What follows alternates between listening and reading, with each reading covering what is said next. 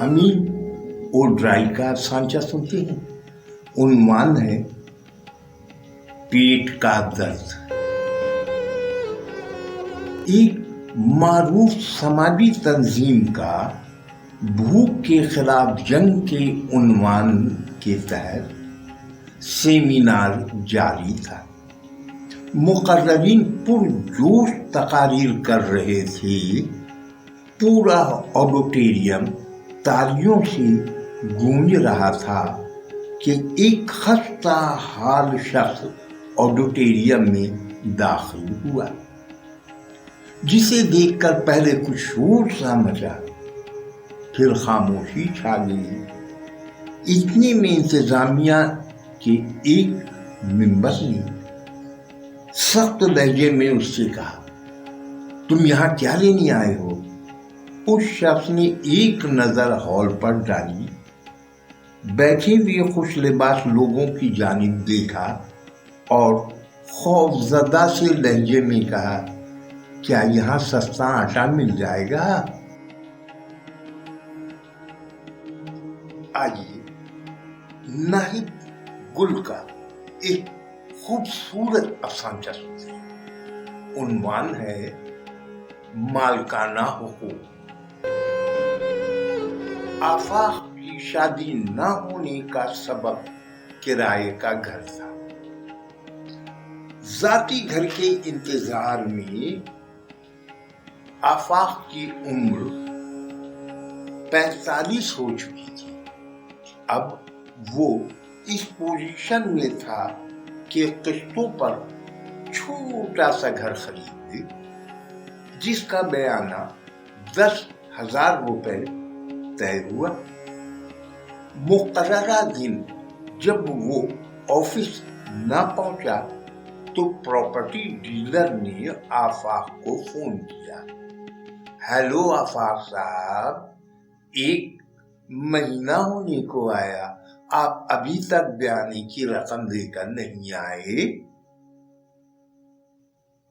मेरे बेटे को 10,000 रुपए में अपनी जाती अबदी घर के मालकाना हुकूक मिल गए हैं। आफाक की कब्र पर रोते हुए बूढ़े बाप ने जवाब दिया।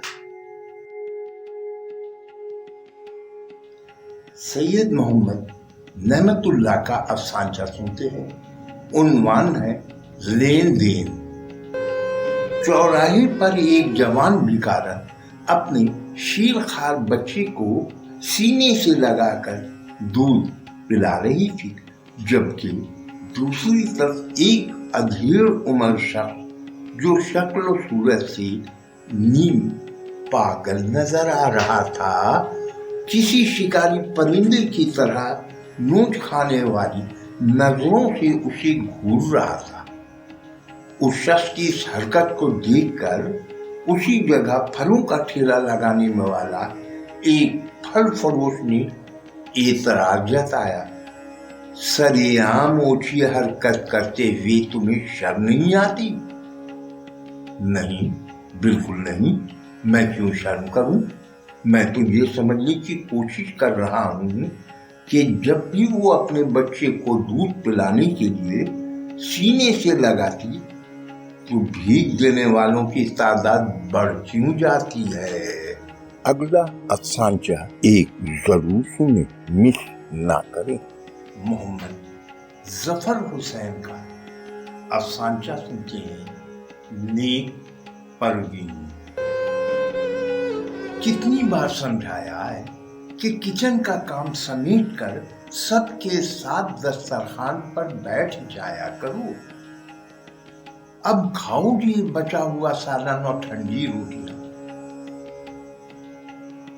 बिस्तर से लगी खाला ने अपनी यतीम भांजी साबरा पर ताअस्सुब भरी नजर डाली, जिसने हाजरा की बीमारी में घरदारी संभाल ली थी और हमेशा पूरे घर को पहले खाना खिलाकर खुद आखिर में बचा हुआ खाना کھایا کرتی، ایسی نیک پروین کہ کبھی حرف شکایت بھی زبان پر نہ لاتی۔ صابرہ دسترخوان سمیٹ کر کچن میں آئی تو بچی ہوئی روٹیاں ایک طرف رکھ کر اطمینان سے ہاٹ پاٹ سے تازہ پراٹھے نکالے۔ وہ کوئی مظلوم افسانوی ہیروئن نہیں تھی، اپنے لیے پہلے ہی چکنی بوٹیوں والا سالن کٹورا بھر کر الگ رکھ چکی تھی۔ اگلا افسانچہ ضرور سنیں، مس نہ کریں۔ سید اسماعیل گوہر کا افسانچہ سنتے ہیں۔ عنوان ہے چائلڈ لیبر۔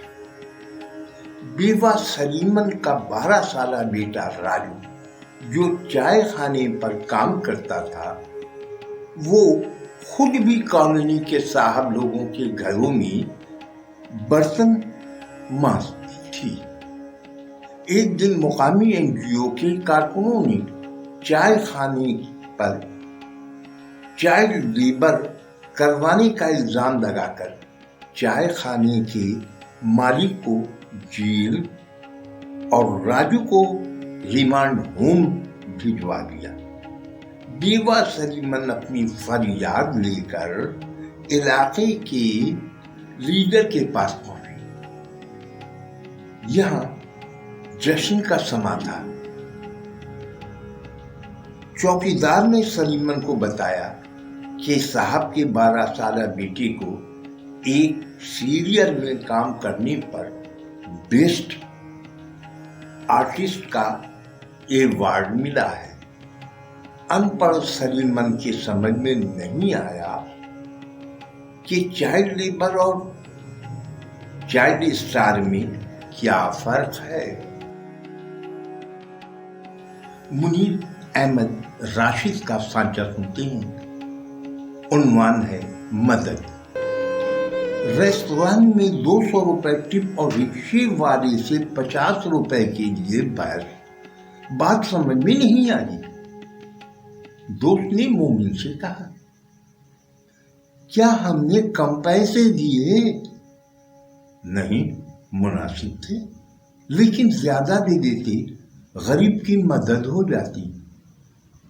بیرا بھی غریب تھا اور رکشے میں بھی زیادہ تر غریب لوگ ہی بیٹھتے ہیں۔ اگر میں اسے منہ مانگے پیسے دے دیتا تو وہ اسے معیار بنا لیتا اور ہر سواری سے زیادہ ہی مانگتا، جو ایک ظلم ہوتا۔ مومن بولا، اپنے بھائی کو ظلم سے روکنا بھی اس کی مدد کرنا ہی ہوتا ہے۔ نوجوان قلمکار جان عباس کا ایک بہت ہی تیکھا افسانچہ سنتے ہیں۔ عنوان ہے زیادتی۔ زیادتی ہوئی مگر اس کی کسی نے نہ سنی۔ بدچلنی کے تانے ملنے لگے، تنگ آ کر لڑکی نے خودکشی کر لی۔ جنازے میں یہی چرچا رہا، لڑکی بدچلن تھی۔ اگلے روز اس کی قبر پر لوگ جمع تھے۔ قبر کھلی ہوئی تھی اور کفن پھٹا ہوا تھا، جیسے لڑکی کے ساتھ پھر زیادتی ہوئی